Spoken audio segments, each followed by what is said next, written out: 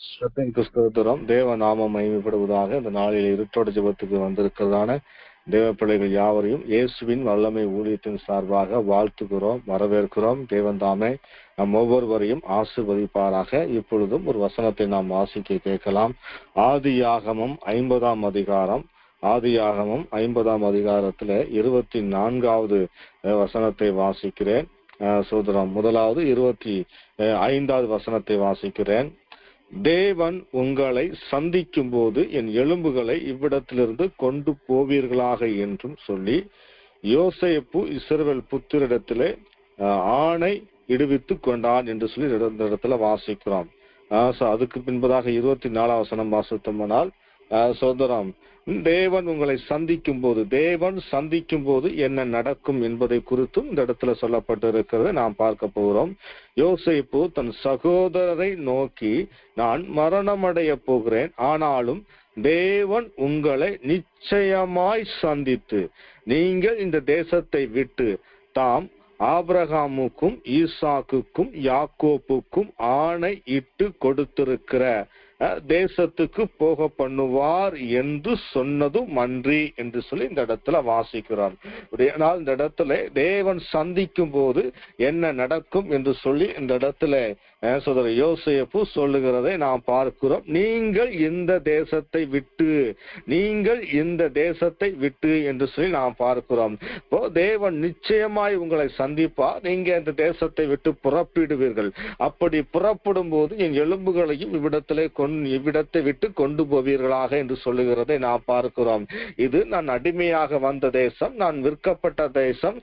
சோதரம் இந்த தேசத்தில் எலும்புகள் கூட இங்க இருக்கக்கூடாது. சோதரம் தேவன் வாக்களித்த தேசத்துக்கு அவைகளை கொண்டு போவீர்களாக என்று சொல்லி யோசேப்பு சொல்லுகிறதை நாம் பார்க்கிறோம்.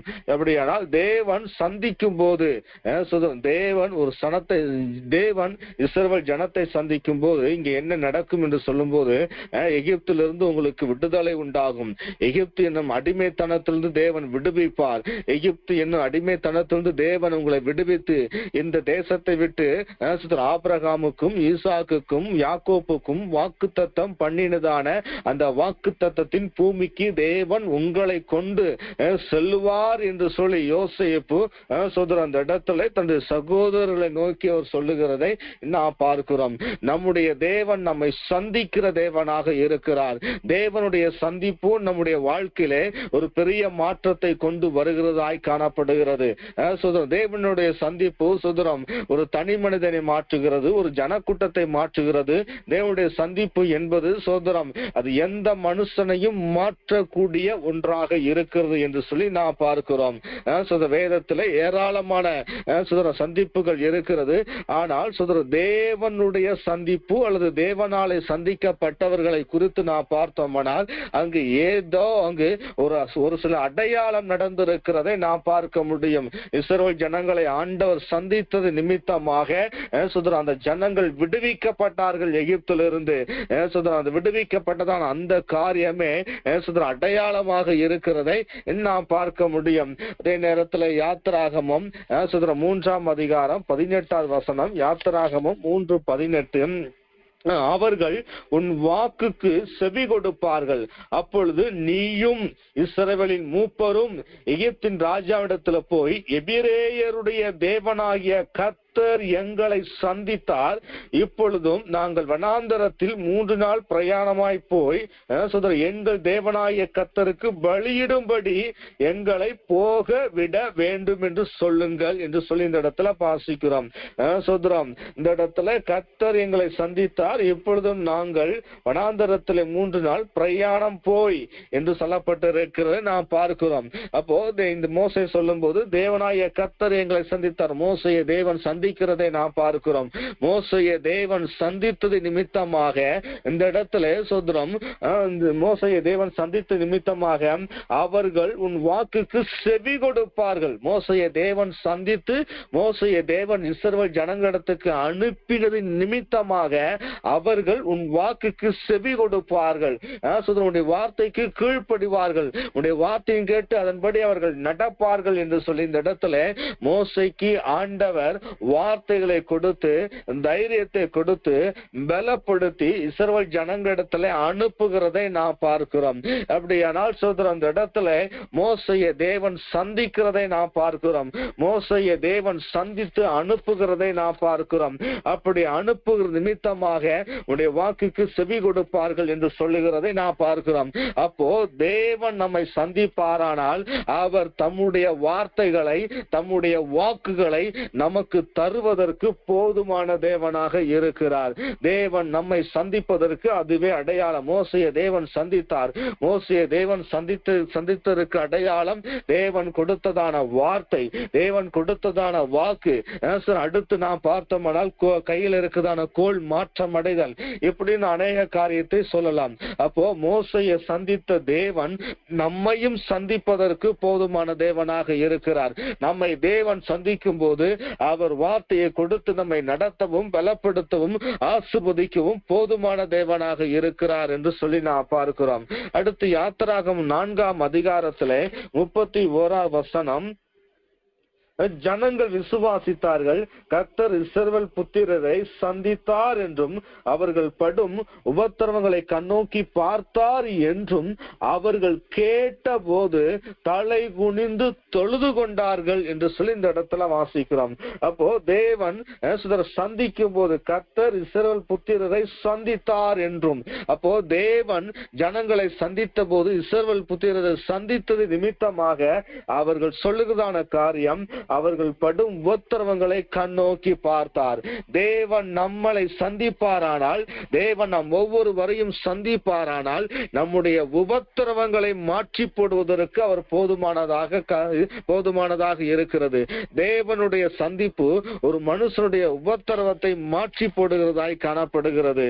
இந்த முழு இஸ்ரவேல் ஜனத்தினுடைய உபத்திரவத்தையும் தேவன் சந்தித்த நிமித்தமாக தேவனாலே மாற்ற முடியுமானால் நம்முடைய வாழ்க்கையில காணப்படுகிறதான எல்லா விதமான உபத்திரவத்தின் பாதைகளையும் தேவனை நாம் சந்திக்கும் போது அல்லது தேவன் நம்மை சந்திக்கும் போது எல்லாவற்றையும் மாற்றி போடுவதற்கு கர்த்தர் போதுமான தேவனாக காணப்படுகிறார். இந்த வருடத்தின் முடிவுக்குள்ளாக ஒரு பலமான சந்திப்பு தேவனோடு இருக்கத்தக்கதாக தேவன் நமக்கு கிருபை பாராட்டுவாராக, தயவு பாராட்டுவாராக.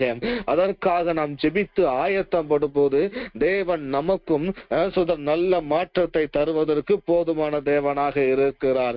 அடுத்து தேவன் எப்படி சந்திக்கிறார் என்று சொல்லி நான் பார்த்தோம்னால் சங்கீத புத்தகம் 59ஆம் அதிகாரத்திலே 10ஆம் வசனம் வாசித்தோம்னால் சங்கீதம் 59:10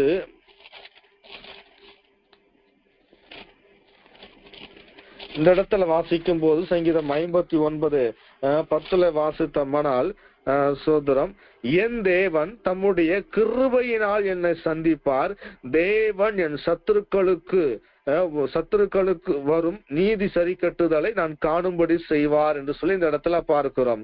சோதரர், அந்த இடத்துல தேவன் தம்முடைய கிருபையினால் என்னை சந்திப்பார் என்று சொல்லி தாவீது சொல்லுகிறதை நான் பார்க்கிறோம். தேவன் தம்முடைய கிருபையினாலே நம்மை சந்திக்கிறவராக இருக்கிறார் என்று சொல்லி நான் பார்க்கிறோம். சோதரன், தேவனுக்கு முன்பதாக ஒருவரும் நிற்க முடியாது. ஆனால் கிருபையினாலே தேவன் நம்மளை சந்திக்கிறார். தம்முடைய கிருபையினாலே நாம் தேவனை சந்திக்கும்படி நம்மை அவர் பலப்படுத்துகிறார் என்று சொல்லி நாம் பார்க்கிறோம். அப்படி தேவனுடைய சந்திப்பு ஒரு மனுஷனுக்கு வரும்போது தேவன் நமக்கு எதிராய் காணப்படுகிறதான எல்லா சத்துருக்களுக்கும் வரும் நீதி சரி கட்டுதலை காணும்படி செய்கிற தேவனாக இருக்கிறார். சோதரன், தாவீதுக்கு அப்படி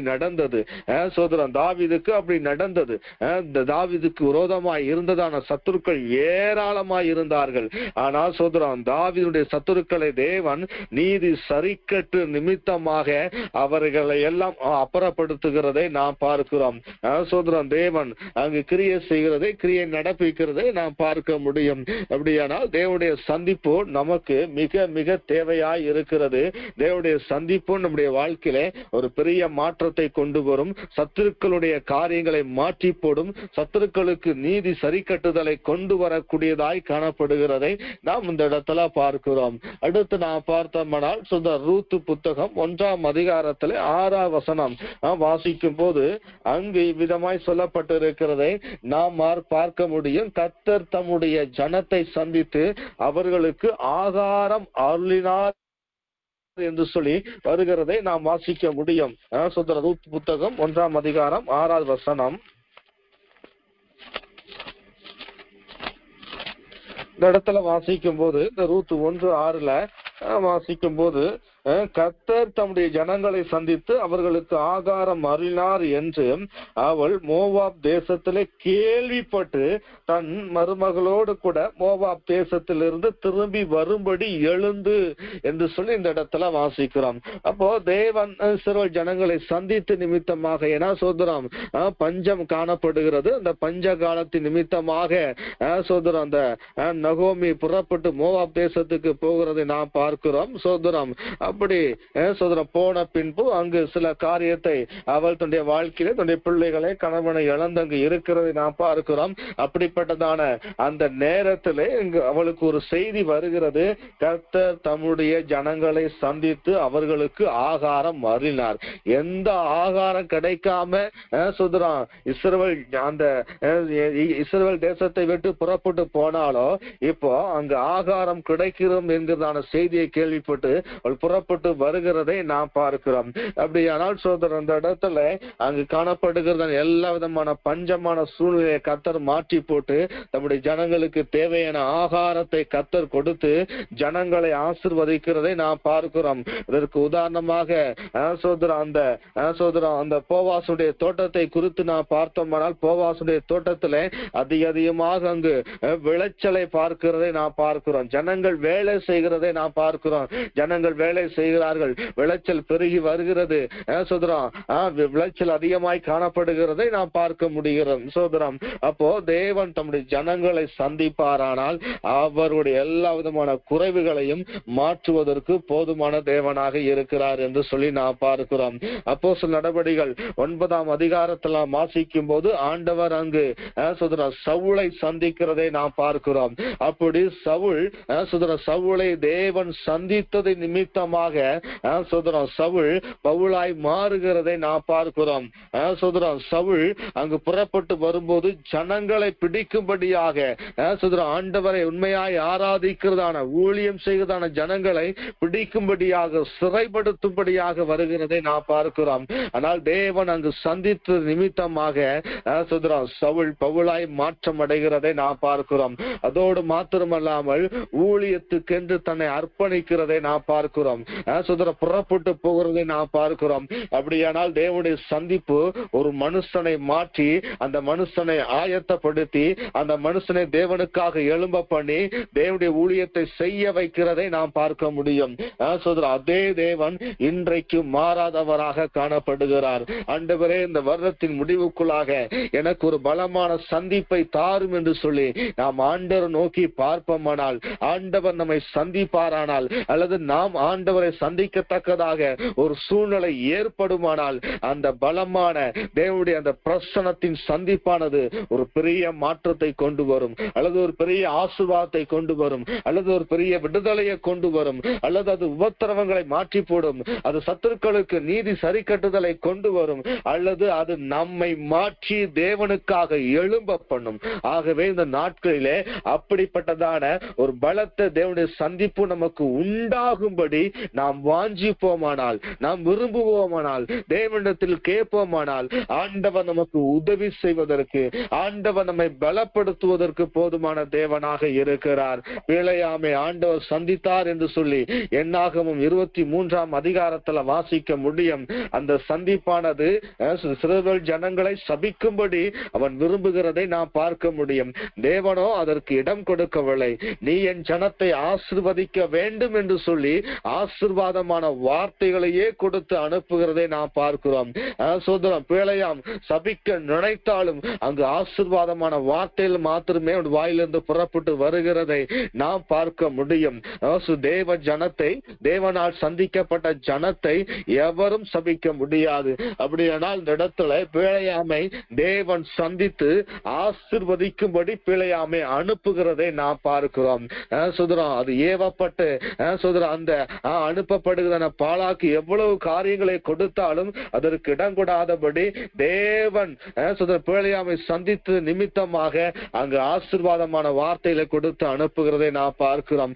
ஆகவே இந்த காலை நேரத்தில் வாஞ்சியோடு விருப்பத்தோடு ஆண்டவரை எனக்கு ஒரு பலமான சந்திப்பு, உம்முடைய சந்திப்பு எனக்கு தேவை என்று சொல்லி நாம் கேட்டு சில நிமிடங்கள் ஸ்தோத்திரம் பண்ணி நாம் ஜெபிக்க. பரலோகத்தின் ஆண்டவரே துதிக்கிறோம், சோதரிக்கிறோம் தகப்பனே, கதாவே துதிக்கிறோம். உம்முடைய பலத்த சந்திப்பு எங்களுக்கு வரத்தக்கதாய் தேவன் அனுக்கிரகம் பாராட்டும்படியா ஜெபிக்கிறோம் தகப்பனே.